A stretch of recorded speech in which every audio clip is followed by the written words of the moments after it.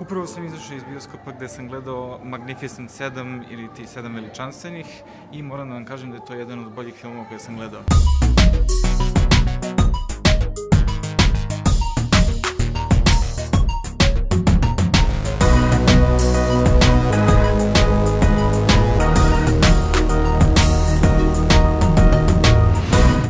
Sada idem polako ka izlazu iz bioskopa gde me čeka Krunić, pa ćemo da vidimo šta on misli o filmu.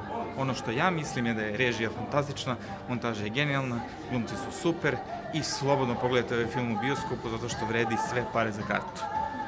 Sad ćemo da vidimo da je Krunić. Mnogo sam daleko od izlaza. Ajmo džingl. Strava je, super je za remake i baš je dobar i mnogo mi se sviđa i traje 2 sata i 20 i ništa i mnogo je dobro i spravi je western. I epoha uopšte nije loša. Čak ima i originalnu muziku na kraju što je onako bonus za ljubitelje retro stvari. Jelena, kako ti se vidio film? U svakom slučaju, 7 veličanstvenih u bioskopu. Bravo, Cineplexi! Zdravo! Kad ćete da gledate 7 veličanstvenih? Ja sam gledala sada. I? I meni se dopao. Da. Jako zaista, zašto mi sada gledati? Kakva je ovo romantika na poslu, šta se dešava?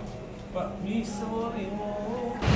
Kako ti se svidio film? Meni je odličan.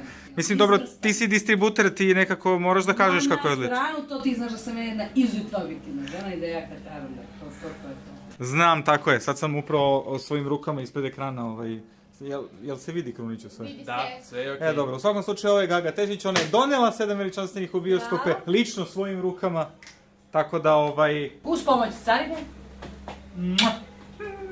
Divno. Hvala što ste bili. Hvala tebi što si nas zvala. Uvek vas zovem, zato što ste vi odlični. Hvala. Odlični smo. 2 srpske reči za vas.